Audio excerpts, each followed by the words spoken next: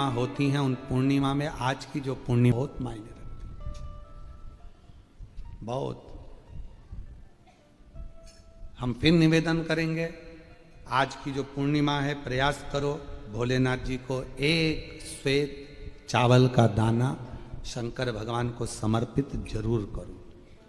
और रात्रि के समय पर जब चंद्र पूर्ण आनंद के साथ में हो, और यदि कोई शरीर में बहुत ज़्यादा कोई रोग ग्रसित हो गया है, कोई चर्म रोग हो गया है, कोई शरीर में कोई भयंकर रोग हो गया है, तो छोटी सी बेलपत्र शंकर भगवान पर चढ़ी हुई चंद्रमा की रोशनी में चंद्रमौलेश्वर महादेव का नाम लेकर औषधि के रूप में उसको चबा चबा कर खा लो चंद्रमा की रोशनी में। उससे वो औषधि का काम करेगी और तुम्हारे रोगों को समाप्त करेगी। चंद्रमौलेश्वर महादेव का स्मरण। कौन से महादेव? चंद्रमौलेश्वर। और चंद्रमौलेश्वर महादेव की चंद्रमौलेश्वर शिव उपासना ये बहुत। और आज तो पूर्णिमा है, बाबा की बड़े आनंदमय स्वरूप है। चंद्र की रोशनी में आप लोग तो खीर खाते ही हो, पर साथ में एक बेलपत्र का प्रयोग भी जरूर कर कर देखो, वो आपकी जिंदगी में ना जाने कितने रोगों को समाप्त कर देगी, कितने रोग। पर वो बेलपत्र छोटी लेना, ज्यादा बड़ी बेलपत्र नहीं लेना, छोटी सी बेलपत्र लो, शिव पर चढ़ी हुई श्री शिवाय नमस्तुभ्यम बोलकर चंद्र पूर्णता में जब हो, रात्रि के समय पर एक बेलपत्र चंद्रमौलेश्वर महादेव का नाम लेकर उसको चबा चबा कर, जिसको खाने पर मुंह में छाले हो जाते हैं या छार छार हो जाता है तो उसको पीस लो, पीस कर बाहर बैठकर गोली लेकर उसको पानी से निगल जाओ, पर उसको खाओ औषधि के रूप में। कहते हैं पूर्णिमा की रात्रि की चंद्रमा की रोशनी एक ऐसी रोशनी होती है जिसमें जितनी औषधीय पौधे होते हैं उसमें एक बल उत्पन्न हो जाता है जो हमारे शरीर के सारे रोगों को समाप्त कर देता है, सारे। आपके यहाँ खीर रखते हैं, हमारे यहाँ हम हमारे कुबेरेश्वर धाम पर बेलपत्र रखते हैं रात्रि के समय पर। और वही बेलपत्र जब कोई बहुत ज़्यादा तकलीफ में होता है तो वही बेलपत्र का चूरा बल सूख जाती है, उसको दे देते हैं, भाई यही पाते रहो, वो औषधीय तत्व है। आप लोग छत पे खीर रखो, हम बेलपत्र रख देते हैं, अमृत इसमें, वो तो पहले से ही तो बेलपत्र और बलवान हो जावे और आनंदित हो, औषधि। आज वो ब्राह्मण देवता वापिस चलना प्रारंभ कर दिए, शरीर ने काम करना प्रारंभ। पात्र की बड़ी महत्वता।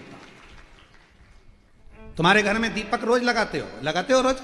मंदिर में दिया जलाते हो, पीतल का, तांबे का, चांदी का, स्टील का, जो दिया तुम्हारे घर में होगा रोज लगाते हो। बत्ती रोज जलाते हो, 5 दिया होंगे तो कभी बदल बदल के मांझ कर, खासा कर धोकर उस दिए को लगाते हो। पर कभी विष्णु पुराण को पढ़िए, विष्णु पुराण में दीप की महिमा आई है। और विष्णु पुराण में जब दीप की महिमा को हम पढ़ते हैं तो उस दीप महिमा में वर्णन आता है कि दीप देव में इतना बल हो जाता है, रोज दीप लगता है भगवान के सामने, रोज उतारा जाता है, रोज बार बार उतरता है, उस दीप में इतना बल आ जाता है कि यदि कोई बीमार व्यक्ति है और उसका रोग समाप्त नहीं हो रहा तो वो जो दीप है जब वो ठंडा हो गया, उसी दीप को पानी के अंदर डाल दिया जाता है और उसी पानी से उस व्यक्ति को स्नान कराना प्रारंभ कर दिया जाता है तो उसका रोग समाप्त हो जाता है। इतना बल दीप में हो जाता है। तुम पूजन की सामग्री को, पूजन के जिस आसन पर हम बैठ कर जप करते हैं, बोलो आसन सिद्ध होता है कि नहीं होता? जम के तो बोलो। जिस माला पे हम जप करते हैं माला सिद्ध होती कि नहीं होती है? माला सिद्ध हो जाती है, आसन सिद्ध हो जाता है, वस्त्र सिद्ध हो जाता है। कितना कितना भाव का। शास्त्रों का अध्ययन करने वाला व्यक्ति इस सब चीजों पर स्मरण करता है कि दीप, हम कहते हैं तुम्हारे घर में ज्यादा दीपक बढ़ाने की जरूरत नहीं है, जो तुम्हारे यहाँ 4-5 दीपक हैं उसी से आरती पूजन सब करा करो। बहुत कीमती सी चीज आपको दे रहे हैं गुरु पूर्णिमा के अवसर पर, बहुत कीमती सी चीज दे रहा है। प्रैक्टिकल जरूर करना कि सियोर वाला महाराज झूठ तो नहीं बोल दिया। बहुत कीमती सी चीज है, पर हर जगह पर उसको प्रयोग मत करना। हर जगह पर उसका प्रयोग मत करना। उसका प्रयोग करना जब बहुत ज़्यादा उलझन में हो, बहुत टेंशन में हो, बहुत तकलीफ में हो, और तुमसे कोई भिड़ रहा है, तुम्हारे ऊपर आक्षेप कर रहा है, तुमको बहुत तकलीफ दे रहा है, और उस समय पर तुम अगर कुर्सी पर बैठे हो, सोफे पर बैठे हो, सिंहासन पर बैठे हो, तो अपने पुरुष अपने सीधे पांव का और महिला अपने उल्टे पांव का अंगूठा पृथ्वी पर टिकाकर अशोक सुंदरी का स्मरण कर ले। उतनी देर में आपका जो मन का टेंशन है, चिंता है, जो सामने उलझन आकर खड़ी है, 7 से 8 मिनट लगता है, धीरे धीरे धीरे धीरे हल होना प्रारंभ हो जाता है। मां त्रिपुरा सुंदरी जब माता सुख सुंदरी के स्वरूप का दर्शन करी, मां त्रिपुरा सुंदरी जब मां सुख सुंदरी के स्वरूप का दर्शन करी, विद्या महाविद्या माता त्रिपुरा सुंदरी स्वरूप का दर्शन करी, अशोक सुंदरी। और किस समय पर दर्शन करा? जब मां पार्वती की गोद में माता अशोक सुंदरी बैठी हुई थी। और माता पार्वती जी की गोद में जब अशोक सुंदरी बैठी हुई थी और त्रिपुरा सुंदरी को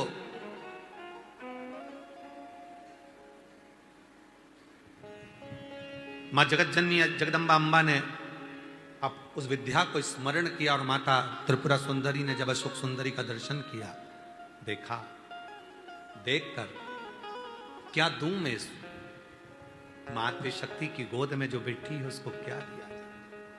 त्रिपुरा सुंदरी जी कहती हैं कि हे देवी अशोक सुंदरी, तुम मेरे त्रिपुरारी की पुत्री हो, और मैं त्रिपुरा सुंदरी मेरे त्रिपुरारी का स्मरण कर कर कहती हूं, संसार का कोई मनुष्य जब अपने पैर के अंगूठे को भूमि पर स्पर्श करेगा, उस समय पर पंजा एड़ी सब ऊपर होता है, अंगूठा केवल थोड़ा सा अंगूठा पांव का स्पर्श होता है, उस समय पेड़ी ऊंची, पंजा ऊपर, पांव का नीचे का जो भाग, खड़ा भाग नहीं, नीचे का भाग भूमि पर स्पर्श होता है।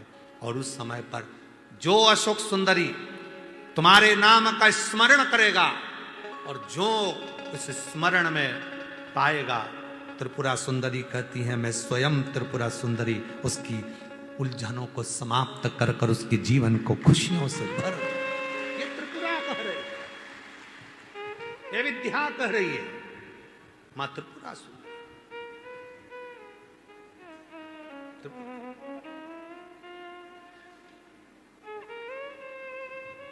कितना कितना महाराज आप लोगों से निवेदन करें, बहुत विनय। शरीर में रोग आ गया ना, अजान दो, बीमारी, वो बहन से मिलो जिस बहन को सारे डॉक्टरों ने कैंसर कह दिया, शरीर में कैंसर फैल गया, कीमो तक लगवा लिए, डॉक्टर कहा कीमो तक लगवाए, दवाइयां ली, कीमो करवाए, और कितने 7-8 कीमो करवा लिए, तब भी फिर डॉक्टर ने कह दिया 6 महीने की मेहमान है। कीमो हो गए, इलाज हो गया, वो अभी आई थी, कीमो हो गए, इलाज हो गया, और फिर डॉक्टर ने कह दिया 6 महीने की मेहमान है, घर ले जाओ। घर ले गए, विचार करा, एक बार सीहोर आए, रुद्राक्ष लिया, कंकर शंकर पूजन कर ली, घर गए, लोटा भर के जल चढ़ाना प्रारंभ करा, जल पीना प्रारंभ करा, रुद्राक्ष का जल लेना प्रारंभ करा, फिर विचार करा अब एक बार दिल्ली जांच करा लेते हैं। फाइल लेकर दिल्ली पहुंच गए, और दिल्ली के कैंसर हॉस्पिटल में जैसे ही फाइल दी और डॉक्टर ने जैसे ही फाइल देखा, जांच करी, और जो जांच करना प्रारंभ करी, अंदर से पानी निकालकर जो जांच करना प्रारंभ करी, तो डॉक्टर ने सारी फाइल नील कर दी। शरीर में एक रत्ती का भी कैंसर नहीं है, पूरा कैंसर समाप्त है, कोई कैंसर। विश्वास। अभी हम उनसे पूछ रहे थे कि बाबा पर तुम्हारा इतना भरोसा? हाँ, आपने कहा था सुख सुंदरी वाली जगह पर हाथ लगाना, और हाथ लगाकर अपने शरीर पर लगाकर श्री शिवाय नमस्तुभ्यम कहना। मैं रोज करती हूँ, प्रतिदिन करती हूँ। वो कह रही थी मेरा छोटा सा बच्चा, डॉक्टर ने 6 महीना दे दिया, मेरे बाबू को कौन संभालेगा, मेरे बच्चे को कौन संभालेगा, मेरे बेटे को कौन संभालेगा, जिसको उसका पति गोदी में रखा था। मैं अपने अशोक सुंदरी की जगह पर हाथ रखकर कहती थी बाबा मेरे बच्चे के लिए मुझे प्राण वापिस दे दे। कौन सा?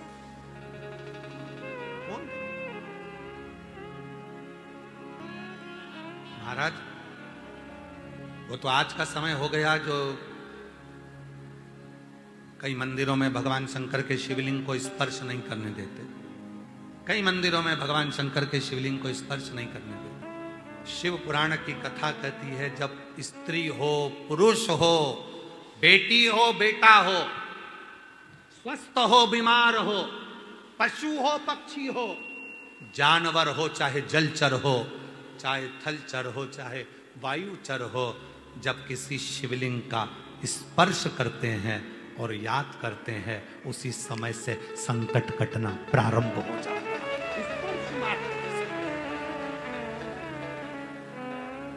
स्पर्श मात्र स्पर्श। पूर्णिमा के नारियों को, स्त्रियों को अखंड सौभाग्य के लिए, जो नारी वैधव्य नहीं होना चाहती है, उस नारी को पूर्णिमा के कितने व्रत करना चाहिए?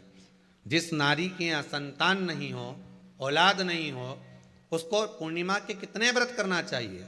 जिस नारी का पुत्र, पति बहुत बीमारी से ग्रसित हो, लग रहा हो कि ये मेरा बेटा बहुत बड़ी बीमारी में घिरा हुआ है, तो नारी को कितने व्रत करना चाहिए? स्वयं भगवान कृष्ण ने माता यशोदा को द्वापर में भी बताया है कि पूर्णिमा के 32 व्रत होते हैं। कितने व्रत होते हैं? 32।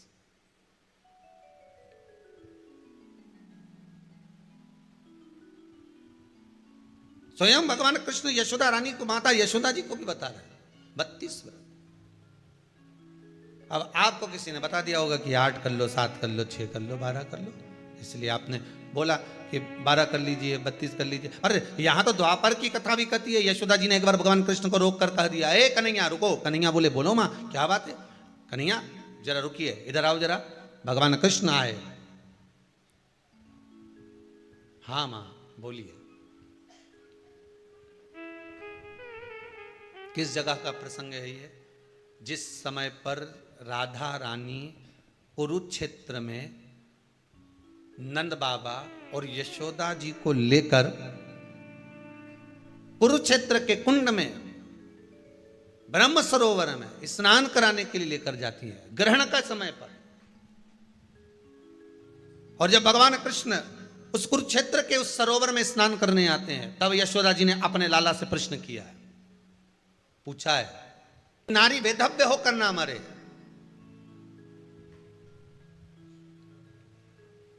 उसका पति कोई रोग से ग्रसित ना हो, उसका पुत्र किसी रोग में ना पड़े। अरे भाई कितना सुंदर संवाद लिखा है। अगर किसी माता का पुत्र मान लो किसी नशे में डूबा हुआ है, कोई नशा कर रहा है और गलत नशा है, आपको लग रहा है कि ये नशे में डूबा हुआ है, आपको लग रहा है कि ये गलत जगह पर डूब गया है, आपको लग रहा है कि मदिरापान में, मांसाहार में या अधिक गांजा आदि का जो भी नशे होते हैं, जितने भी नशे, उसमें डूब चुका है। और माँ उसको समझा रही है, तू नशे में मत डूब, तू इस काम को मत कर, तू ये गलत कर्म मत कर। माँ उसको समझा कर हार गई। तो मेरा माताओं से निवेदन है, आप उसको समझाना बंद कर दो, एक काम करना प्रारंभ कर दीजिए। हमें जो शिव महापुराण के माध्यम से शास्त्र कह रहा है कि आप 32 पूर्णिमा के व्रत प्रारंभ कर दो। उसमें करना क्या है आपको? केवल जिस दिन व्रत रहे, रात्रि के समय पर कोई भी मीठा, कुछ भी सामग्री आप चंद्र की रोशनी में, चंद्र को अर्घ देने के बाद, पूजन करने के बाद उसको रखो, और वही सामग्री जो नशा कर रहा है उसको पूर्णिमा के दूसरे दिन उसको खिलाओ। आप धीरे धीरे खिलाना चालू करेंगे, जिस नशे में वो डूबा हुआ है उस नशे से वो छूटना प्रारंभ हो जाएगा। 2 पूर्णिमा व्रत करके तो देखो, तीसरे में तुम्हें जरूरत ही नहीं पड़ेगी। धीरे धीरे आप रुक, वो छूटना प्रारंभ हो जाएगा। स्वयं भगवान कह रहे हैं, यशोदा मैया ने कन्हैया को रोक लिया कुरुक्षेत्र के उस मैदान में, और भगवान कृष्ण का दर्शन माता यशोदा जी करी। बहुत दिनों के बाद माँ को, आज माता यशोदा को लाला का दर्शन हुआ, बहुत समय के बाद, जाने के बाद, बहुत समय के बाद। इसलिए निवेदन है, महालक्ष्मी पूजन करने वालों, लक्ष्मी जी की पूजन करने वालों, माता लक्ष्मी का स्मरण करने वालों, थोड़ा सावधानी से स्मरण करिएगा।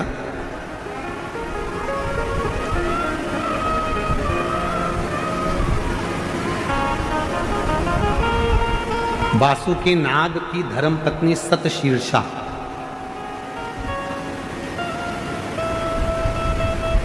कौन की पत्नी है? सतशीर्षा वासुकी नाग की पत्नी सतशीर्षा। शिवजी के गले में जो नाग पड़ा रहता है, शंकर जी के गले में जो सर्प होता है, उसकी पत्नी का नाम है सतशीर्षा। बोलो जरा, नाम बोलो। आवाज नहीं आई। सतशीर्षा ये वासुकी नाग की धर्म पत्नी है। जो शंकर जी के गले में नाग पड़ा है, उसकी धर्म पत्नी।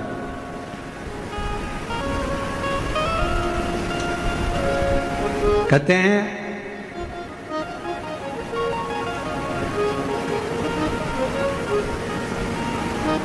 जब गर्भाशय के अंदर, पेट के अंदर या गर्भाशय के अंदर कोई गांठ पड़ जाती है, कोई गठान आ जाती है या पथरी हो जाती है, तो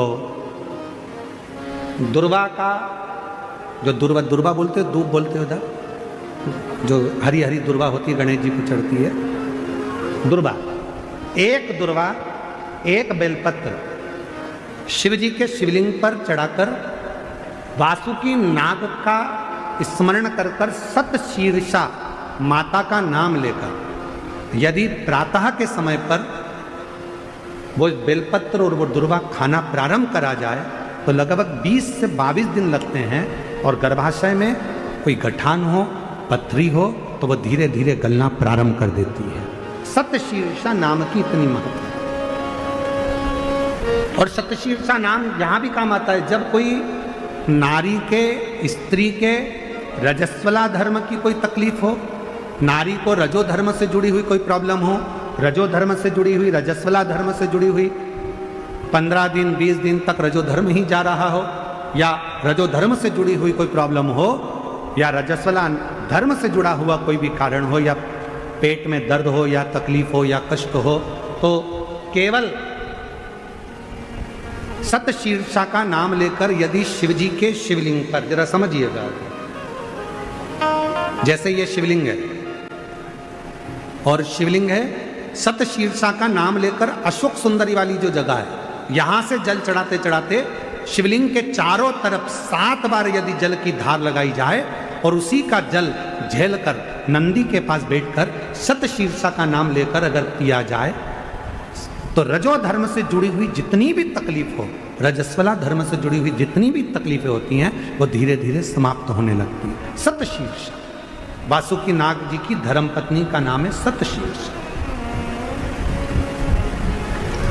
शिव की बड़ी उपासक है सतशीर्षा।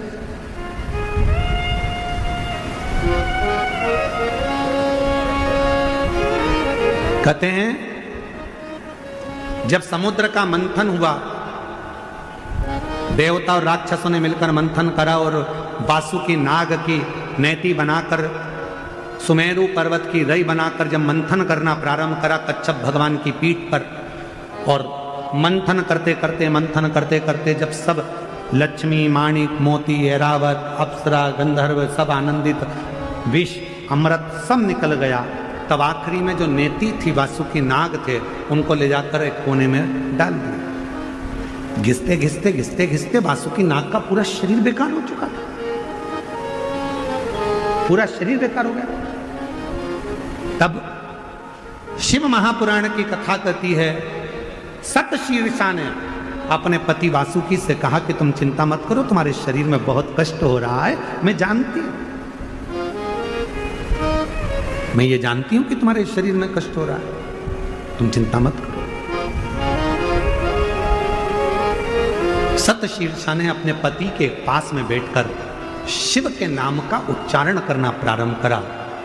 तब देवाधिदेव महादेव जिस जगह पर वासुकी नाग पड़े हुए थे, गिरे हुए थे, रखे हुए थे, क्योंकि शरीर की हड्डियां टूट चुकी थी, पूरा शरीर कंकाल हो चुका था, मंथन करता, सतशीर्षा ने उनके पास में बैठकर शिव जी के नाम का उच्चारण करा, और भगवान के नाम का जो उच्चारण किया, तब देवाधिदेव महादेव प्रकट हुए और भगवान वासुकी को शिव जी ने कहा कि तूने इतना कष्ट झेला है देवताओं के लिए, इसलिए मैं तुझे अपने गले में धारण करूंगा। वासुकी को शतशीर्षा के कहने पर वासुकी नाग को शंकर भगवान ने अपने गले में धारण कर दिया। शतशीर्षा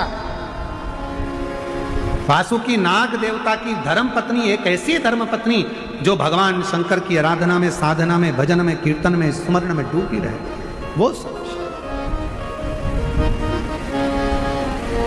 और शतशीर्षा का ही क्रम करता है, शतशीर्षा की ही कथा करती है, शतशीर्षा की ही कथा वर्णन करती है।